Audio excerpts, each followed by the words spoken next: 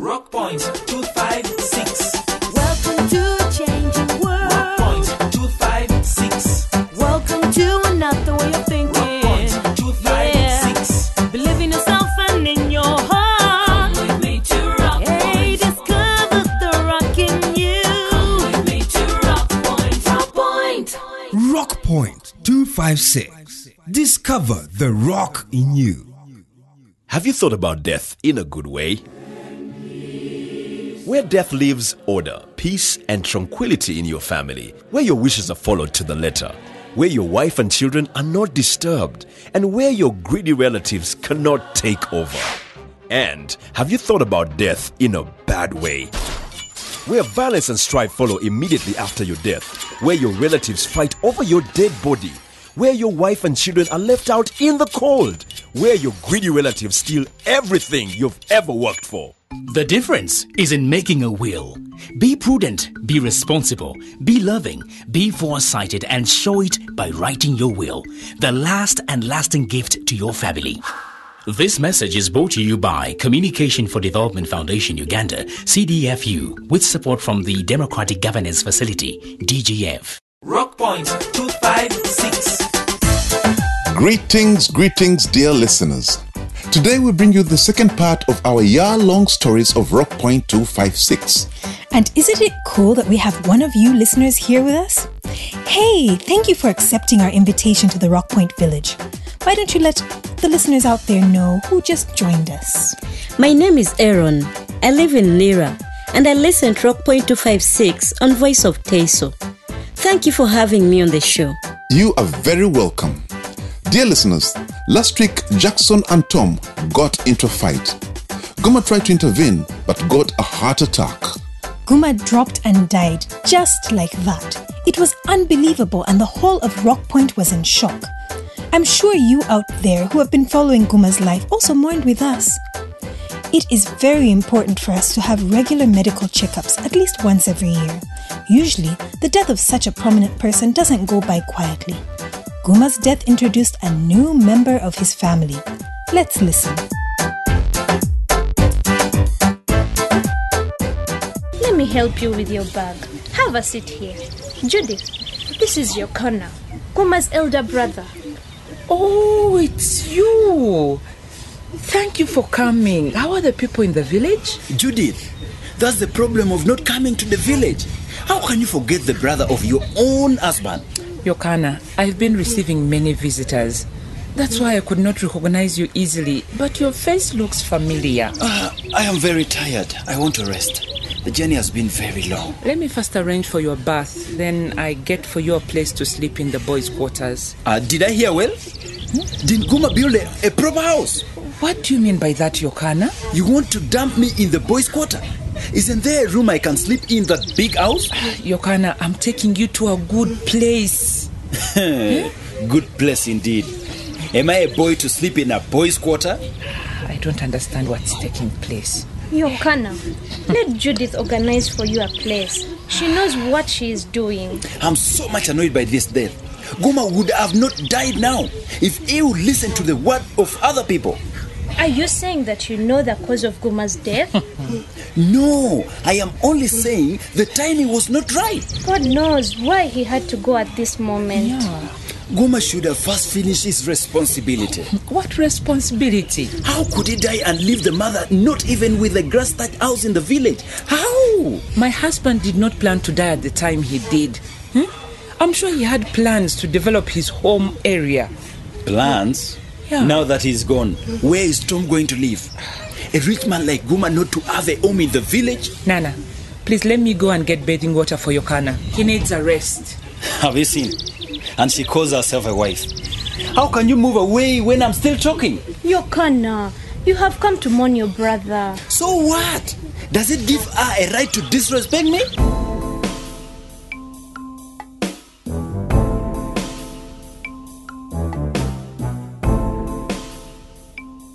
Yokana did not just stop at saying that Judith was insulting him by making him sleep in a boys' quarter. He had an argument about where Guma should be buried. While Judith wanted Guma buried in Rock Point, Yokana wanted Guma buried at their ancestral home. battle lines were drawn between Judith and Yokana. Whichever way, Guma had to be buried. But the funeral was not without its own share of drama.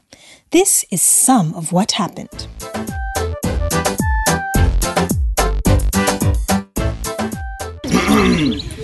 Thank you so much, fellow bereaved people.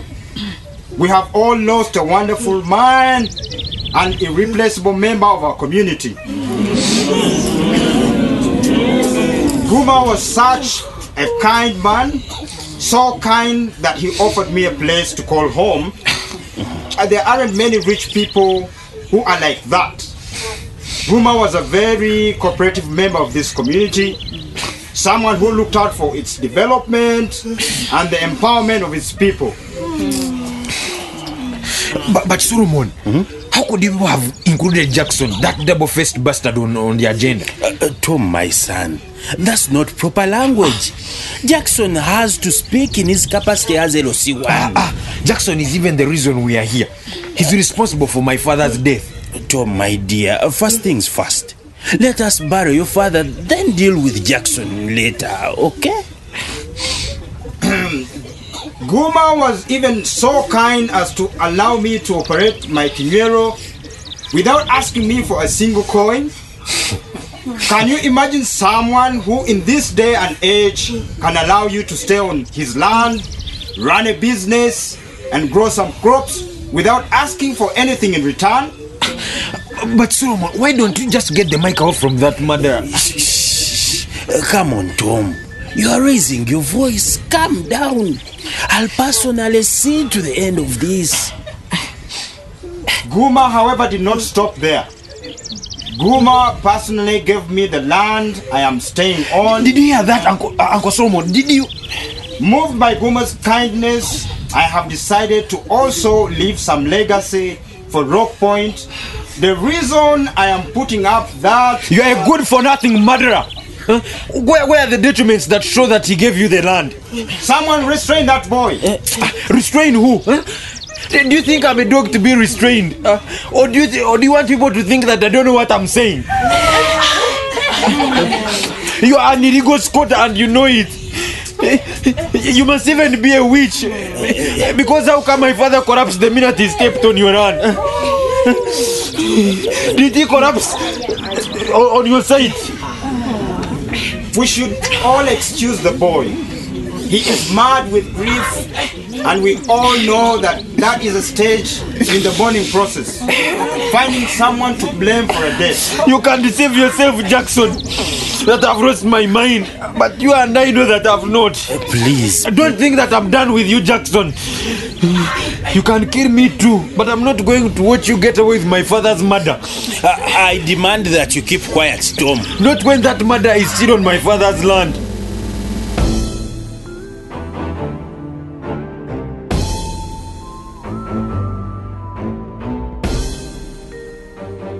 I can imagine what Tom was going through. If you didn't listen to what happened in the year, don't fret. Next week, we'll learn how Tom dealt with his father's death and with Jackson's adamance. In Peter's world, we last left Mama Sam starting to suspect that something was weird about her husband, Peter. But she did not know what. Poor woman. Day by day things changed. The fish, the money, and the time Mama Sam and her family enjoyed started to change in favor of Mega.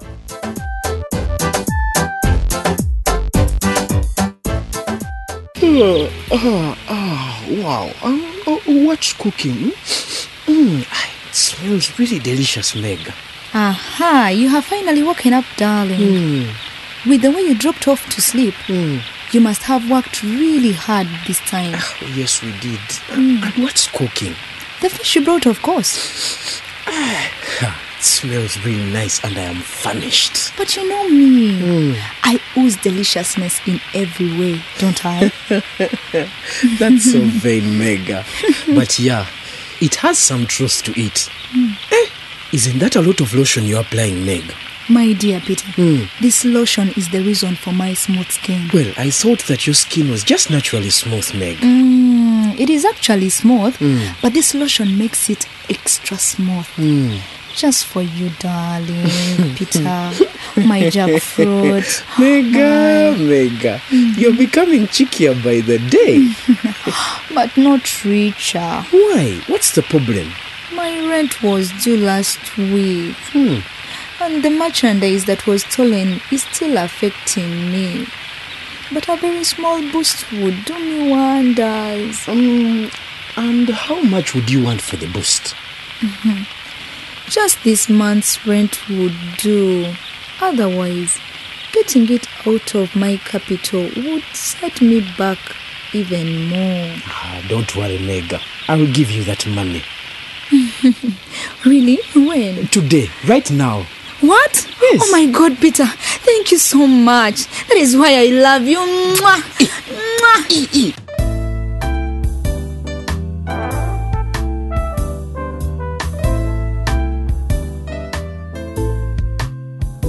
And finally, Peter and Mega started a serious sexual relationship that included money. It's a shame because I don't think he even stopped to think about the dangers his behavior could land him into. HIV and other STIs are concerned. That's true. Many married people are doing this, and at Rock Point, we say, stopping new HIV infections starts with you. If you want to know how you can achieve this, pick up your phone or borrow one and dial this number, 0800 200 600. It's free of charge, and you'll be able to speak to a professional counselor. Now back to Peter. As if having an extramarital affair was not bad enough, Peter gave Mega the money he had borrowed from Mama Sam to support him in his fishing business.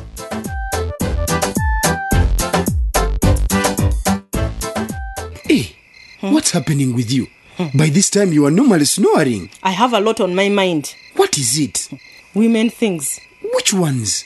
By the way, I want my money back. Hey, this fast? At this time of the night? I want to use it tomorrow morning. I want to go to the market very early in the morning and buy materials for my baskets. I don't have the money. But how?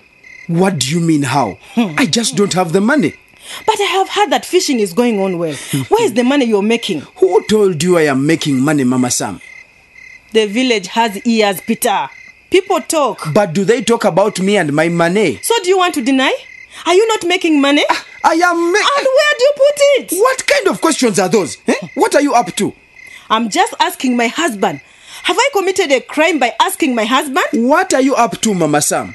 You know I am paying back Blasio's loan. Really? I am the one telling you. You can ask him if you want. Do you know that it was me who always supported you in your fishing business? Of course I know. You don't have to drum it in my ears. And are you grateful for that? Woman, what is it you are up to? I hope you're not spending your money on another woman. Are you? Can you leave me alone? I want to sleep.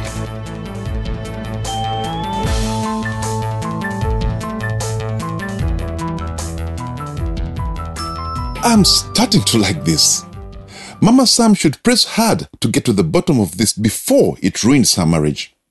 We got several listeners sending SMSs to warn Peter to be careful. I hope he got the message. So, what's happening in John and Joanne's home? Aaron, do you remember where we ended last week? I remember Teacher Pamela tried to talk to the two into sending their son Freddie back to school. Thank you. John managed to convince his wife to allow Freddie to go to school again in spite of his poor performance in exams. Freddie's classmates begged him to allow them to write messages for him on his plaster. What Freddie did not know is that what some children wrote around his calf, some cheeky children wrote, HM equals idiot times 2. And unfortunately, the headmaster passed by the noisy classroom and the insulting writings caught his eyes. He demanded to know who had written it. When the children refused to tell him, he caned all the students, including Freddie. And of course, Teacher Pamela was not happy about the whole incident. John and Joanne found out about the headmaster's brutal beating as their son Freddie could not even sit. Joanne was happy that the school was disciplining her stubborn son, but John was angry about it. The headmaster was surprised by the twist in events.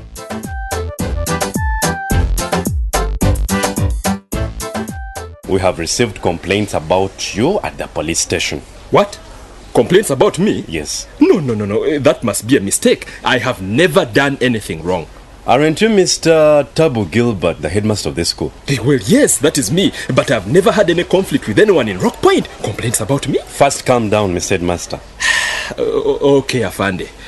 What is the complaint about? 2 sets of parents reported to police that you beat their children. Oh. Is that correct? Did you beat their children? Well, I did not beat them badly. Not with bad intentions, eh? But you beat them. These children are stubborn, Afande. I was just disciplining them. Beating pupils is an offense and it carries a penalty. Oh, come on, Afande. I don't make the rules, Mr. Headmaster. I only enforce them.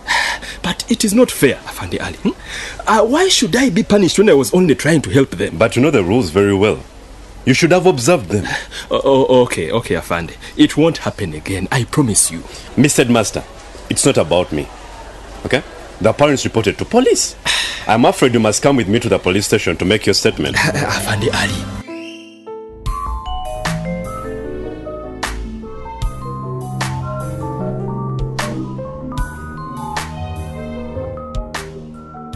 Parents complained amongst themselves about the corporal punishment and the mock results. Mama Sam too tried to talk to Peter about the affairs of the school and the fact that their son, Richard, who was a candidate, had failed his mock exams, but Peter was completely uninterested. Mama Sam was told about Uwezo, a test that would determine a child's level of learning. She decided to have her children sit this test. Lo and behold, the results were tear-jerking. She decided to talk to her husband again.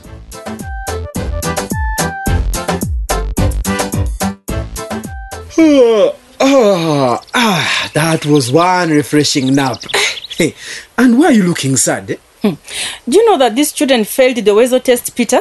What Uwezo test? The one I told you to consult Steve about, which is done to determine whether students are learning anything in school. Mama Sam, how will Uwezo help us? To know if our children are learning or not. The school knows if they are learning. That is what the school is there for. The school is not teaching the children, Peter. They might even fail PLE. Failing PLE? Yes. I don't get it. Do you know Sam can hardly count? He can't even do simple additions. And whom must I blame that he is just not clever?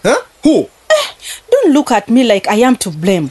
I breastfed that boy for the recommended 2 years. I fed him millet and fish, which is responsible for intelligence. So why isn't he clever? Maybe he inherited your stupid genes. Did you just call me stupid, Peter? I am just saying, Mama Sam. How do I know why the boy is stupid? And you are calling me stupid? Well, we all know you are not stupid. Thank you. Because the whole world knows that you are the stupid one between the two of us. Hey, watch your tongue, woman. I am watching nothing. Just look at what other men do to take care of their families. Don't insult me, Mama Sam. I am warning you. I will insult you as much as I can, if that is what it will take to provoke you enough to make your family a priority. And which men are you talking about, you harlot? Call me whatever you want, but men like Steve are not ashamed to appear with their wives in public. Look at the way he has helped his daughter. He buys textbooks. Okay, out of that door. Go and marry your Steve, go. Should I get you a stick or what? How do you stand in the house that I built and start to compare me with another man? But Peter, I only meant... I don't care about what you meant. Don't ever, and I repeat, don't ever mention the name of Steve in this home.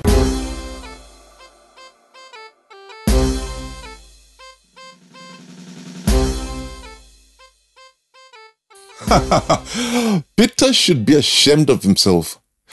People tend to turn their shame into anger, just like Peter. That is not a solution to any problem. He needs to act more responsibly. Moving on to Deo's home. He hosted Mr. Tumia, the go-between, who was yet to take a report on Damali to the Konake family, which wanted a wife for their son. He liked what he saw. Peace didn't even know she was being hospitable to Deo's accomplice in marrying off her daughter. Peace was curious.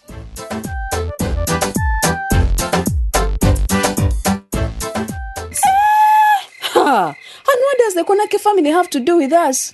Well, the Konake family thinks very highly of Damali. Damali?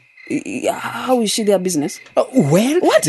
Why are they interested in Damali? They want her hand in marriage. What? Are you out of your mind, Deo? Fortunately, I'm not. They are just impressed with her school performance and her beauty. I will die before that old Kanake marries my daughter.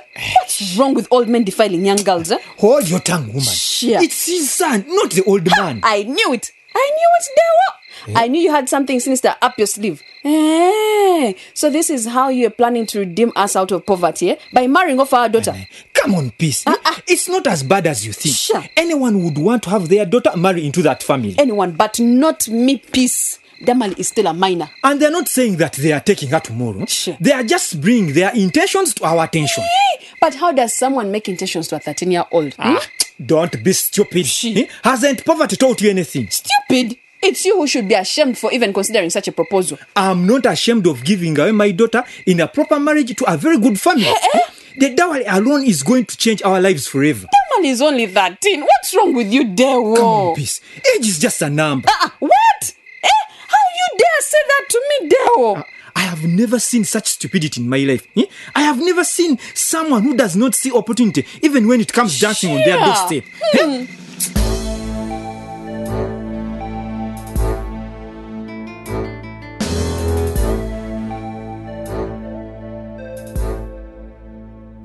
Damali had excelled in the drama competitions at school, and as the main character, she was selected to represent her school at the district competitions. But Deo refused to let Damali leave home. Peace could not believe that Deo has stopped Damali from going to the district drama competitions because he didn't want her to go flaunting her body in front of other men. Peace did not know what to do. She went to a friend to vent to Blessing.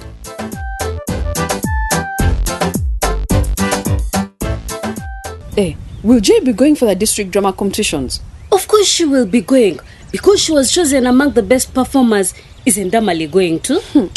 My friend, that's why I'm here. Deo has refused. What? Deo will not allow Damali to perform the district drama competitions. Really? Why would he do that? He says that he doesn't want our daughter strutting on stage. Strutting? What does that even mean? This is an opportunity for the children, and Damali was the best performer. I know. Deo is out of his mind. Now you understand why I'm distraught? Deo has decided that Damali will have the same kind of dead-end life I have. Surely not, Peace. He was probably in a bad mood. He will reconsider. You don't know Deo. He wants to pull Damali out of school. No. What is going on with him? Blessing, Deo wants to marry off Damali. What? That's unbelievable. He has got it into his head. Blessing. Damali is just a girl, for goodness' sake. A very rich family has approached Deo to take Damali as a bride. But Damali is doing wonders in school. Deo has got to be joking. He's not, Blessing. He's dead serious. That is crazy, Peace. Don't even consider it. Just when Damali is doing so well in school? No. You just have to stop Deo right now. I think it's a crazy idea also, Blessing. But how? How do I stop Deo? How?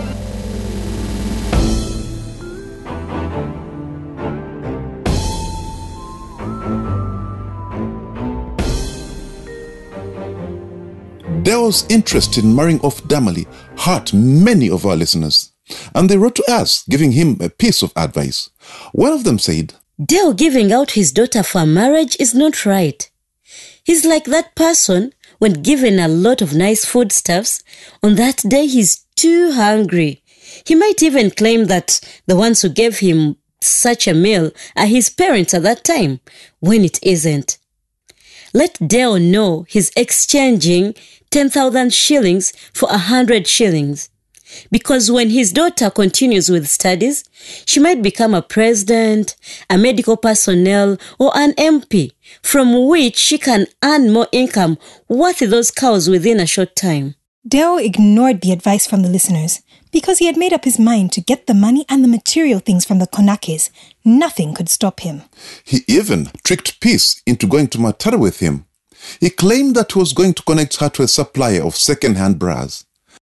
Peace was shocked to end up at the Konakes. She didn't take this lightly.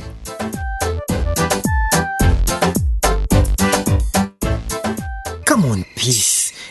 Come to bed so that we can take advantage of this beauty.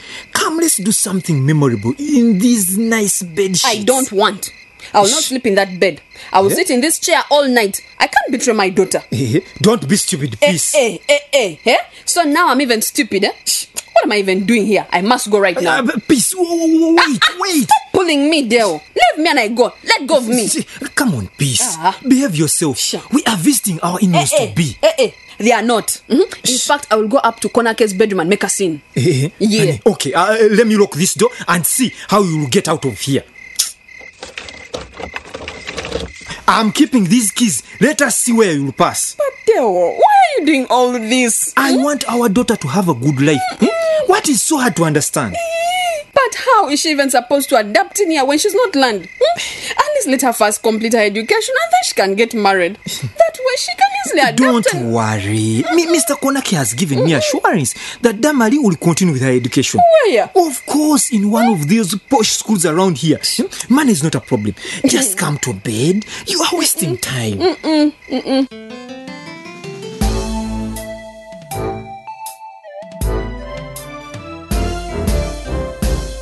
How heartless!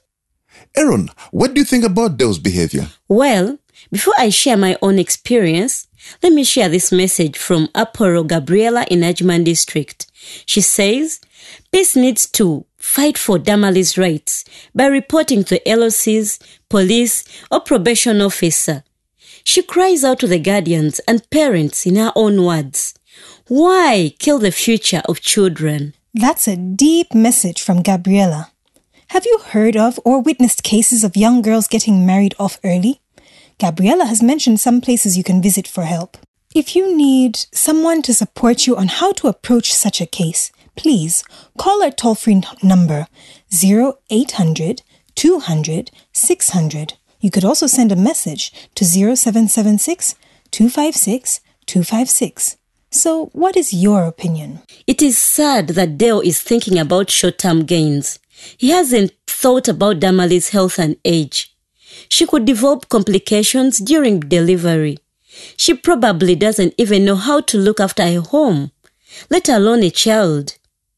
Dale needs to call 0800 200 600 and get cancelled though roughly. You are a great listener, and we'd like to thank you for sticking with us. That is what we had for you today on Rock Point 256. Till next week, please don't forget to join us as we have a recap of the stories that have run since September 2014. Rock Point 256 is brought to you by Communication for Development Foundation Uganda with support from the Democratic Governance Facility and from Twaweza Nisisi. It takes one person to make change happen. Change ni mimi, ni wewe, ni sisi. Change is me, it's you, it's us. Hey, now that my brother is dead, I can take over his riches. After all, I'm his only brother and all his children are just girls. I see myself driving his car, wearing that chicken suit of his, sleeping in that Mazongoto bed. Everyone will say, I have arrived. It's my turn to pay that widow back for always treating me with disregard. She will have to lick my feet. Primitive speculation. No one has a right to take over the property of the deceased unless as provided in a valid will. Remember, a will that excludes the widows and the orphans can be challenged in the courts of law. This message is brought to you by Communication for Development Foundation Uganda, CDFU, with support from the Democratic Governance Facility, DGF. Rock Point 256. Welcome to a changing world. Rock Point 256. Welcome to another way of thinking. Rock Point 256. Yeah. Believe in yourself and in your heart. Come with me to Rock Hey, Point. discover the rock in you. Come with me to Rock Point. It's your right, time to be the judge. Start the rock in you right now. Make a decision, make it right. You got the body within you. It's your right.